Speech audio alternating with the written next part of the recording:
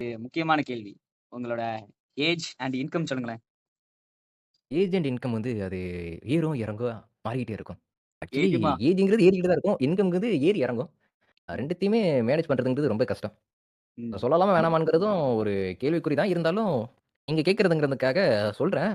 என்னோட ஏஜ் வந்து 21. நான் இப்ப தான் காலேஜ் கம்ப்ளீட் பண்ணேன். ஸோ கம்ப்ளீட் பண்ண உடனே சேனல்லாம் பயங்கரமான பூம் ஆகல.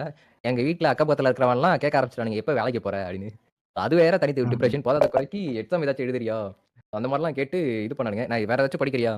இந்த மாரிலாம் காலேஜ் முடிச்ச உடனே மண்டையில போட்டு அமுக்கி, இப்ப டிப்ரஷன்ல உட்கார வச்சுட்டாருங்க. நான் பாட்டுக்கு ஜாலியா சுத்திட்டு இருந்தேன். இப்ப பார்த்தா ஏகப்பட்ட ஷோல்டர்ல வந்து மூட்டை மூட்டையா வெயிட் அள்ளி வைக்கிறானுங்க. நிக்க முடியல. உட்கார்ந்து தான் இருக்கேன். விட்டா படுத்துருவேன்னு நெனைக்கிறேன். நசுக்கிடுவேன். இதுல வேற யூடியூப் ஆ, இன்கம்லாம் சொன்னேன்னு வச்சுக்கங்களேன், அதெல்லாம் கேட்டாலே ரொம்ப கஷ்டமா இருக்கும். அதெல்லாம் ஆ. வேணாம். ஆமா ப்ரோ. ஏன்னா இப்ப வந்து நீங்க ஃபர்ஸ்ட் மாரி வீடியோவும் போடுறது கிடையாது. ஆமா. ஃபர்ஸ்ட் மாரி வீடியோ போட்டிருந்தா எனக்கு ஓரளவாச்சும் ரெவென்யூ வரும். பட் இப்ப கொஞ்ச நாளா எனக்கு ம். பர்சனலா நெறைய ப்ராப்ளம் போயிட்டு இருக்கிறதுனால என்னால வீடியோஸ் சரியா ரெகுலரா போட முடியல. பட் பிரச்சனை இல்ல. இப்போதைக்கு அந்த ப்ராப்ளத்தலாம் ஆல்மோஸ்ட் கம்ப்ளீட் ஆயிடுச்சு. இன்னும் ஒரு 2 மந்த்ஸ் சம்திங் போகும். பட் நமக்கு எந்த ப்ராப்ளம் வராது. ஸோ எந்த டிஸ்டர்பன்ஸும் வராது. ஏன்னா